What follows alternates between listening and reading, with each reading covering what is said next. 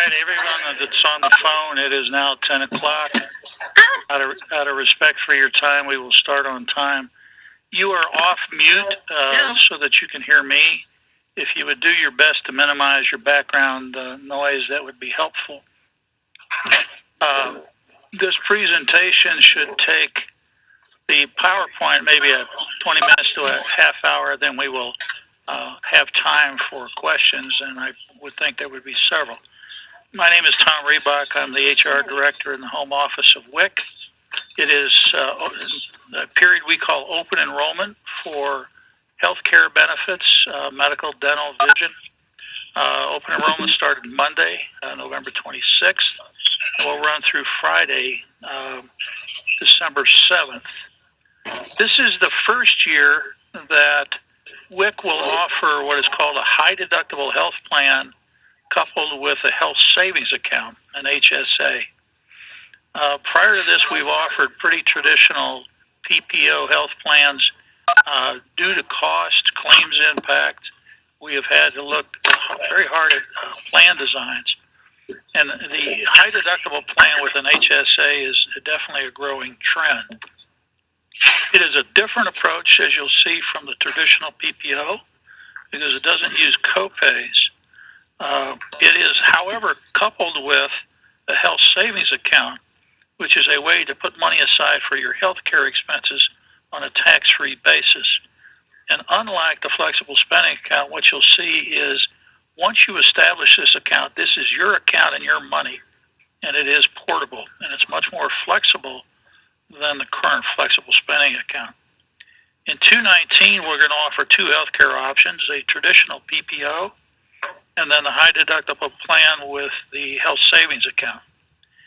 Regardless of which one you pick, I want you to become familiar with the healthcare spending accounts, because frankly, it's a growing trend that employers are moving to in the workplace, and I think certainly WIC will move that way this year, and then particularly in 2020. This presentation will be recorded and posted at the WIC website for those people who missed it.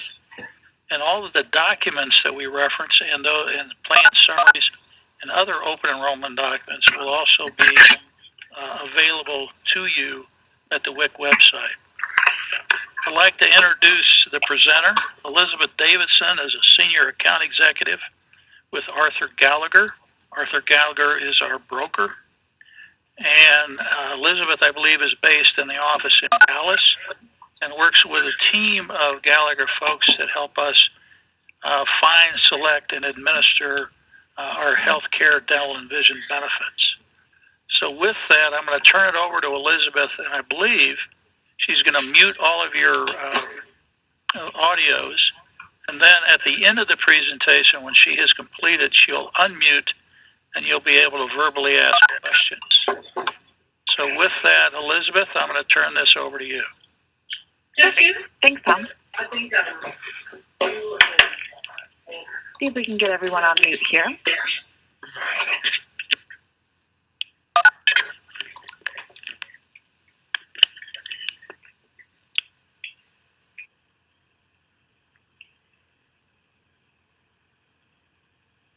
All right. So as Tom mentioned, my name is Elizabeth Davidson. I'm with Gallagher, so we help put in place the benefits.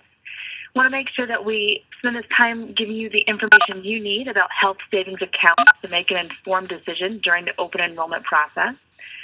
If you're unfamiliar with an HSA, it is a little bit different concept. You'll see that the health savings account has some familiarities to an FSA account. But again, it is very different. So you want to make sure you really pay attention and ask questions at the end, because it does take a little time to grow accustomed to the concept. So with the high deductible health plan that we're offering, there's really two parts. We have our health program, which is through Blue Cross Blue Shield. It's still going to give you a large network of options to choose from for providers and facilities. It's going to make sure you have very comprehensive coverage. It's going to cover the same services that a PPO-style plan would. It's going to cover preventive services 100%. And it's going to ensure that you have an out-of-pocket maximum, which means there's a cap. The most that you would pay toward these in-network covered services would be the out-of-pocket maximum under the plan. So you can rest assured that you still have a very comprehensive health plan. You're not buying lesser insurance. With the high deductible health plan, though, as the name would suggest, it does have a higher deductible, and therefore you have a little bit more cost share than you normally would under a PPO plan. And that's really what the health savings account is meant to help with. It helps with some of that cost share that you have because it's going to allow you to use pre-tax dollars to pay for those expenses. You'll see here in a moment as we get into more detail that you can actually contribute more to a health savings account than you can to a PPO account or to an FSA account. So that's part of the difference here.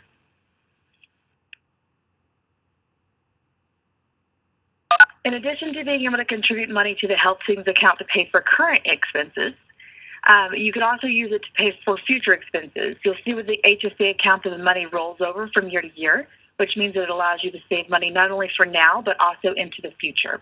And that really is the best thing about the HSA compared to, for example, an FSA. Not only are you using pre-tax dollars to save those expenses that you currently have, but you're able to use it for future expenses later down the road.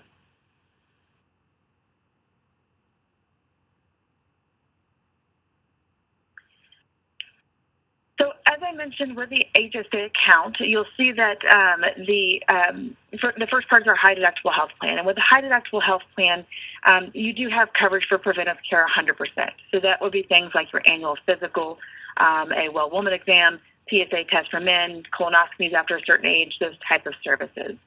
Anything else that's associated with a sick visit is going to have a cost share applied to it. So, for example, if the cost share is for a doctor's office visit, you would pay the cost of that office visit, and it would apply to your deductible. Exact same thing would happen for a hospital stay or an outpatient surgery or any pharmacy. There's always a negotiated rate when you go and visit an in-network provider, and that negotiated rate is what applies to your deductible. So similar to homeowners insurance, where you probably have a deductible for your homeowner's insurance. If you ever had to file a claim, you would first pay that amount, and then you would share in that cost. They would pay 100% after that. It's a very similar process. You pick up the first portion of the cost, and then they pay the portion above and beyond that point. So when I mentioned negotiating rates, Blue Cross Blue Shield has a large network, and anytime you're using an in-network provider for services, you're getting a discounted cost. Blue Cross negotiates with both those providers and the facilities to make sure that you have a very competitive cost for the services that you receive. So you can see here an example of someone that has an office visit along with some x-ray services.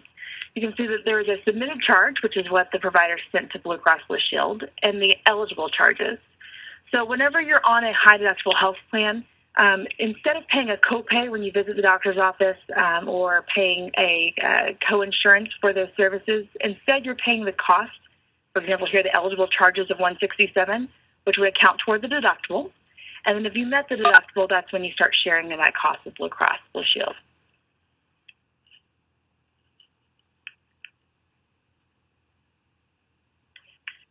So the health savings account is really the best part of a high deductible health plan because it's going to give you a lot of flexibility and control over how you use those HSA dollars. So a health savings account is an individually owned bank account. It's in your name. You're choosing to put dollars in the account directly from payroll if you choose to do so. You also receive an employer contribution this year from WIC. But any money that goes into that account is yours to manage, yours to make sure you're using for eligible expenses. And also yours to make sure that, if you ever leave the company, you take it with you. So anything that you choose to put in your paycheck during the year goes in on a pre-tax basis. So that saves you money right then and there on a pre-tax basis. As long as you're employed, you can do that directly from payroll.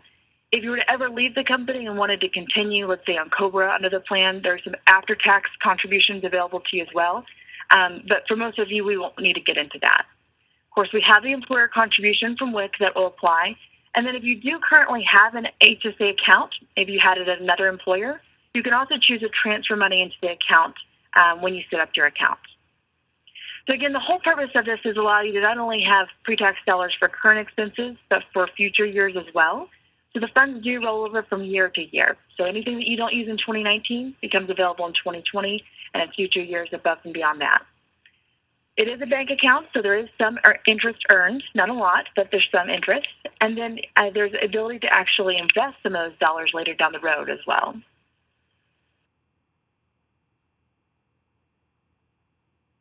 So why is it important to have dollars put in pre-tax? Same kind of concept that you've probably seen with FSA if you've ever been in one of those programs. You put money in before taxes, it reduces your taxable income. So you can see someone with a tax rate of 30% that puts $3,000 into an HSA ends up saving about $900 over the course of the year.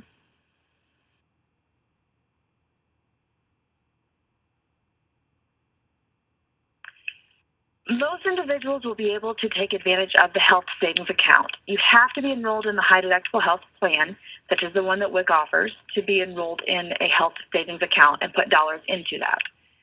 Some individuals really like the idea of a health savings account, but they prefer a PPO plan.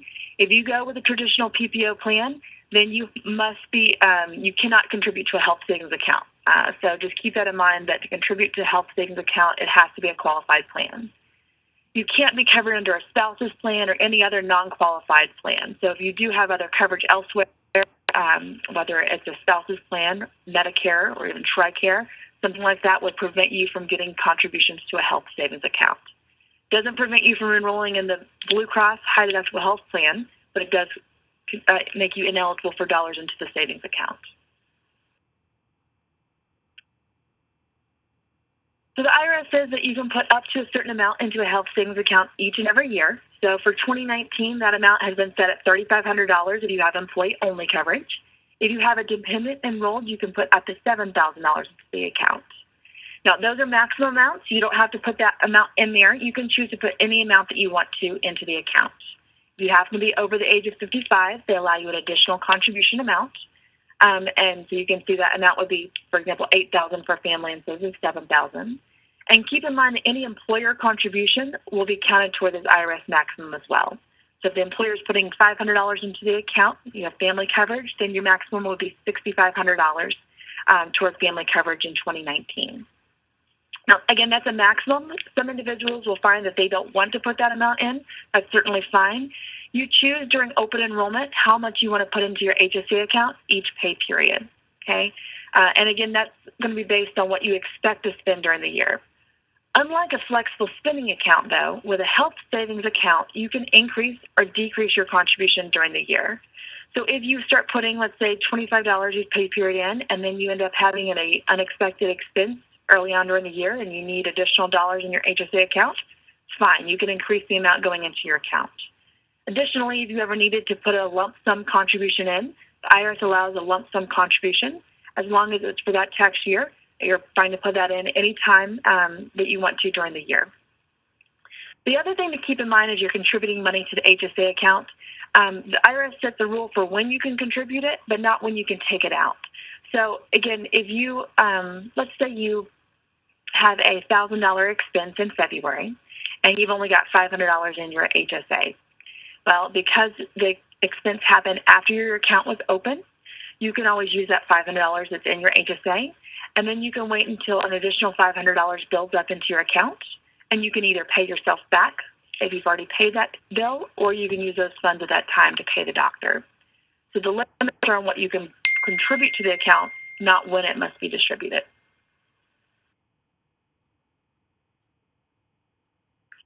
So what can you use health savings account dollars to pay for? You can use HSA dollars to pay for really any medical expense that you could use FSA dollars for. So medical and prescription drug expenses, dental and vision expenses, certain over-the-counter items as well. All those type of things are eligible to use HSA dollars for. The one thing to keep in mind is that it is for expenses that happen after your HSA was established. So if you do have a prior medical bill you've been paying on for a while, that would not be eligible to use HSA dollars to pay for. You can use the HSA dollars to pay for any expenses that you might have for yourself, as well as your spouse and any children. The way that it's written in the IRS requirements is that it be a qualifying child or someone that you can claim on your tax return. So if you do have, let's say, an older child, whether they're on the plan or not, that is no longer eligible to be claimed on your taxes, you would not be able to use HSA dollars to pay for that individual's expenses. The other thing to keep in mind is that even if you have a child or a spouse that has their other insurance, maybe your spouse is covered under his or her health plan at work, you can still use your HSA dollars to pay for that individual's expenses. So if your spouse is on a non-qualified plan, they have copays, that's totally fine. You can continue to use your HSA dollars to pay for those expenses. You just can't contribute on behalf of that individual, let's say the family amount, if you only have employee-only coverage. Anything that you use, any HSA dollars that you use for eligible expenses are never taxed, but you do have the option to take it out for a non-qualified expense as well. So let's say, for example, you have some money saved up and your refrigerator goes out and you're in a pinch, and that was the only option you have is to pull from your HSA. That's fine. That's completely your choice. Just be aware that there are taxes taken from a non-qualified distribution and that a 20% penalty applies. After the age of 65, the 20% penalty goes away. So if I'm over the age of 65, I can use my HSA dollars for any expense, not just an eligible medical expense.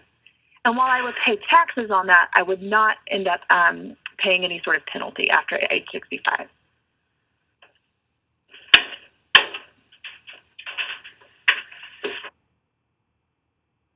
So we are going to use HealthEquity to pay for or to manage our health savings accounts. With HealthEquity, you'll get access to your account online. You'll also get a Visa debit card that's available to you to access those funds. So keep in mind this is a bank account, right? So it's going to work just like a checking account or savings account might work at your local bank. HealthEquity, again, is going to give you that debit card, but only those funds that are in your account at any time are going to be available to you. You can always check your balance on the website or on the mobile app. And if you choose to use another method of payment, let's say you use a credit card to pay your doctor's office visit because you like the miles that you get from your card, that's fine. You can always go online and set up a reimbursement to pay yourself back for that expense that you paid for with another card. So again, very flexible in how that's handled. Keep in mind that if you do, let's say use another method of payment and before you go in and reimburse yourself, you do want to make sure you're keeping those receipts because if you were ever to be audited, the IRS will want to make sure that they can see that all your expenses were for eligible expenses. All right, so how it works when you actually go in and visit a doctor, sometimes we talk about this in general terms and then it's confusing the first time you go in to use it. So when you visit the doctor's office for the first time, your doctor will file a claim with Blue Cross Blue Shield. That claim will be processed by Blue Cross, and they will send an explanation of benefits to you as well as to your doctor. So normally you may be used to paying a copay when you go into the doctor. They collect that $20, $30, $40 copay, whatever that amount may be. With this plan, the doctor's office is not necessarily going to know what to collect at the time of service. High deductible health plans have been around for a while now, close to 15 years. So for many doctor's offices, they're familiar with that. They're going to be comfortable not collecting a copay. If you're ever at a kind of doc-in-the-box type place and they're asking for something, recommend you pay $20, $30, something like that, because that's almost always going to be less expensive than the allowable amount.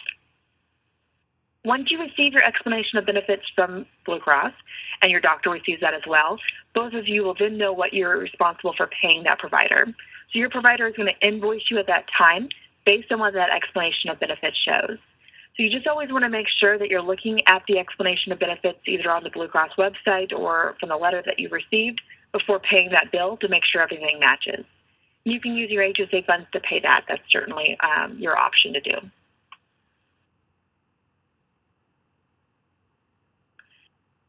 So I've referenced a couple times that FSAs and HSAs are fairly similar. You can use FSA or HSA dollars to pay for the same eligible medical, dental, vision expenses. However, the HSA is a lot more flexible than an FSA for those of you that have been on FSA for a while. While the FSA had a $500 carryover each year, the HSA, the full balance carries over. While flexible spending account is meant to save you money on your expenses, the health savings account is really meant to help you build savings for the future. IRS allows you to put a lot more into a health savings account than you ever could with a flexible spending account.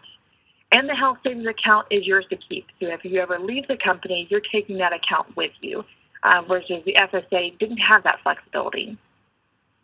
And then the rules on who can contribute and submitting receipts and things like that are just much more restrictive on the FSA than they were on the HSA.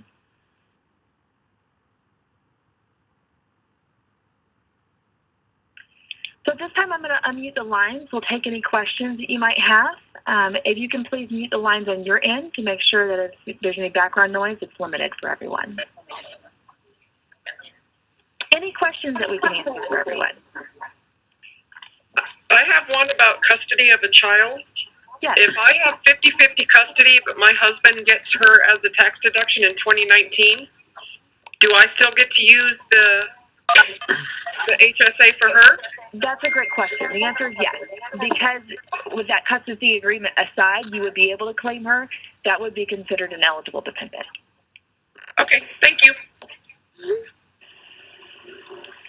If I have a child that is over 18 and not living in the house anymore, but so he'll still be on my health insurance, I realize that I cannot use the HSA funds for him, but is he still covered in the event of a catastrophic event? He would still have your Blue Cross medical coverage, so he would still have 100% preventive services. He would still have that coverage for catastrophic events. Yes, he would have the Blue Cross, everything under the Blue Cross plan. Thank you. For the group, we're picking up a lot of background noise somewhere.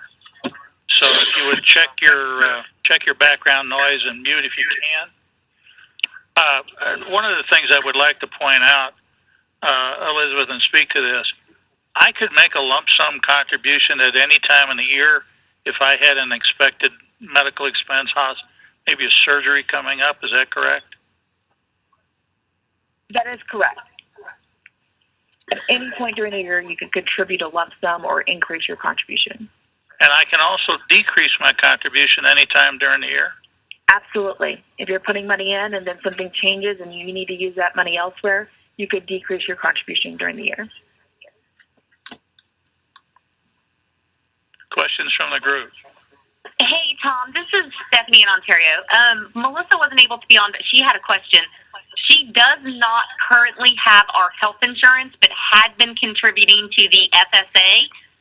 So since that is going away and she is not planning on having coverage, she cannot contribute to the HSA, correct?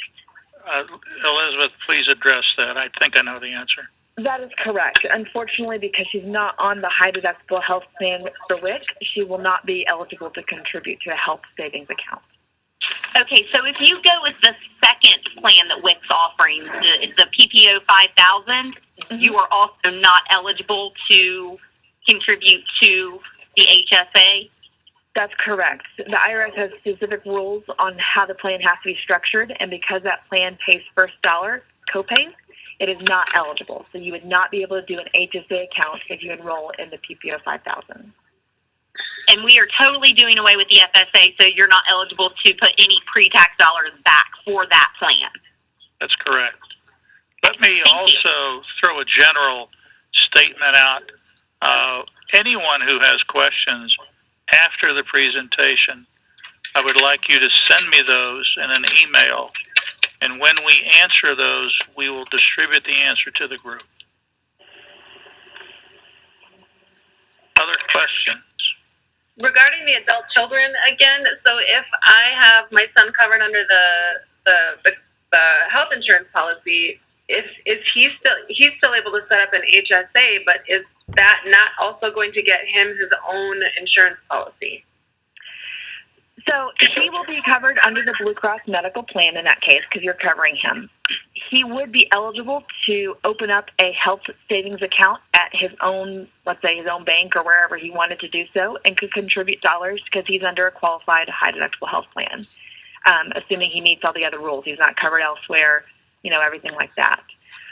But the difference would be that anything that he puts into that account would be after tax dollars unless his employer has a health savings account offered. He can take that as a tax deduction when he files his taxes. But again, that would be unrelated to the WIC health savings account program. Does that make sense? Yes, it does. So the HSA is kind of a separate entity from the high deductible insurance. Correct.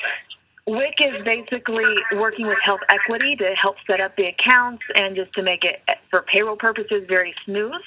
But it's really an individually owned account. It's yours, and it's really only for convenience that the company is helping with that setup. More questions?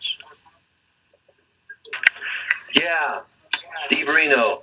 What does it mean on the HSA 3000 plan about the 30% coinsurance after deductible?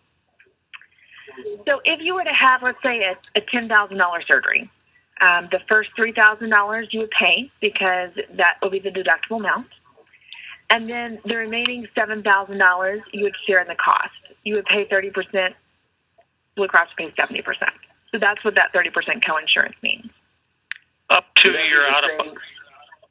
I'm sorry, go ahead. I would say up to your out-of-pocket maximum. Yes, thank you for clarifying. One more question, and this might have been addressed. I don't know. We were talking, and I apologize. My son is in college. He's 18. He is still eligible, correct? So he would be eligible to be covered under your medical plan until age 26. And But his father claims him on his taxes. That's still okay, correct? So the rule is, doesn't matter at all for the medical plan. So you can still cover him on the Blue plan, the Blue Cross plan up to age 26, regardless of who claims him. Using your HSA dollars to pay for him, you can use your HSA dollars as long as he's considered an eligible dependent that you could claim on your taxes. Not that you are, but that you could claim.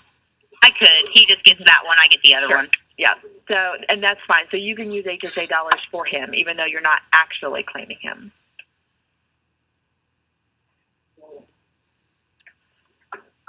Any other questions? So that's the stipulation. So I have a stepson who I've been covering, and he's not in school. He's just working. He's 21. I can't cover him anymore. So you can cover him under the high deductible health plan, so the medical insurance, up to age 26. It's just that the IRS has more restrictions for using HSA dollars for adults rather than the medical plan has for covering them. Does that make sense? Oh, I see. So I can have an insurance for him. I just can't use the HSA dollars for him. That's correct. Okay. Elizabeth, this is Alessia. Can you hear me? Yes. Hi. So if I want to purchase contacts, do I have to pay 30% and then be able to use my HSA? So that's a great question. Thank you for asking that. So contacts would be a good example of something that is not covered under the medical plan, but is eligible to use health savings account dollars to pay for. So full amount or for the full amount? So we have, for example, vision coverage available through IMED. If you chose to do the IMED vision plan, then that would cover a lot of the cost of those contacts, right? And then any remaining costs, you could use the HSA to pay for. Or if you chose to not elect vision and you're just paying out of pocket, totally fine as well. You could still use your health savings account to pay for it. But it would not count toward your medical deductible because it's a vision and not a medical expense.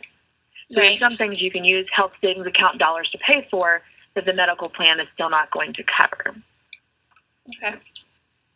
The two areas, and Elizabeth backed me up on this if I'm correct, the two areas that are the biggest change tend to be when you go to the doctor's office and they're used to saying, give me your copay. And now that you're on an HSA, that is going to work differently. Also, when you go to buy your prescriptions, where there was copays for individual prescriptions in different tiers, now that you will pay the full cost up to your deductible. What I would tell everyone, 82% of the people that use prescriptions in our group use generics. So your generic average price is about $8. So it should not have a big impact. If you have brand name drugs that you're spending a lot of money on, that's a very important consideration when considering the high deductible HSA plan versus the PPO.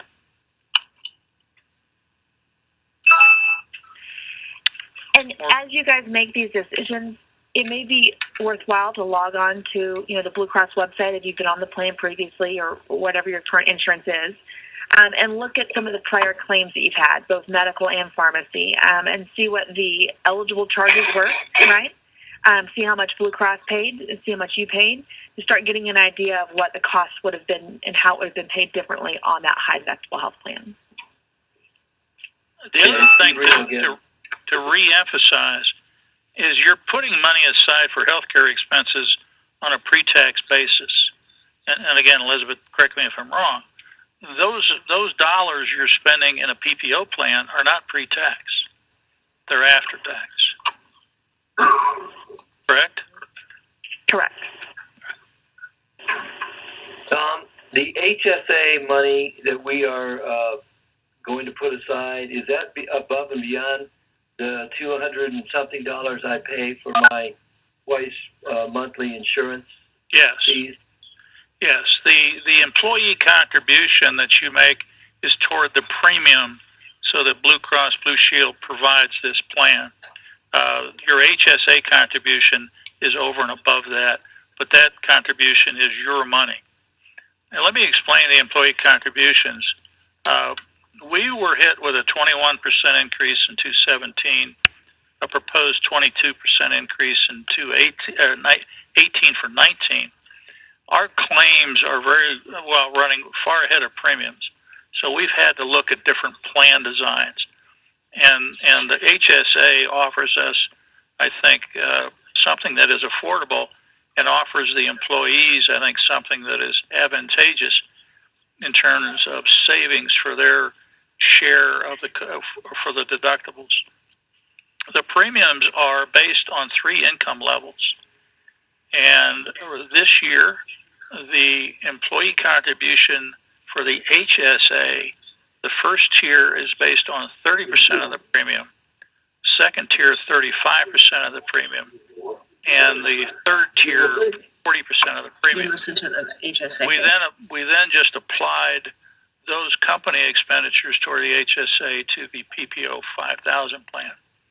So there is a bit of method to our or logic to how we applied the premium sharing cost with the employee. And Tom, those premium information is available on the internet, correct? So if they go to witcommunications.com, they'll see all that information. Yeah, the employee announcement includes what the employee cost is. Yes. And then, of course, when they log in to Benefits Connect to make a selection, you'll be able to see also those rates and premiums there. So. Yes, they'll see. Well, they won't see the total premium on the Benefits Connect, but they'll see what their cost is. Now, the other thing, folks, is I will do another webinar to generally cover open enrollment probably next Monday. So watch for that. Also, if you have questions after this presentation, if you email those to me, we'll get those answers and get them back out to everyone. This is Rob Ruth in Idaho, and I was wondering, so you said that the recording of this is going to be available shortly, because I missed the first part of this presentation. Yes, no, we'll put it on the WIC website. Okay, very good. Other questions?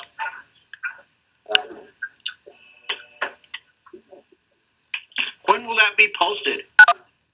Well, as soon as I get it from Arthur Gallagher, I would say we'd have it up by tomorrow, Elizabeth, maybe? Yes, tomorrow. Okay, and Alessia, you're my portal, so Yeah, I assume we'll get it up within 24 hours. Yeah. Perfect. Thank you. All right? All right. Other questions? All right. If not, I'm going to terminate the presentation. I appreciate all of you for logging in. If anybody says, "Whoop, I missed it," what do? Send them to the website. Also, all of the documents regarding open enrollment are available at the WIC website, under HR. The password is WICHR, lowercase, and then if you go to download human resource documents, all the information will be available for you. And if you really want to go deep in the weeds on this, there's a 200-page guideline on HSAs that I've posted as well. All right. I want to thank all of you for your time and attendance. Elizabeth, thank you very much for your presentation.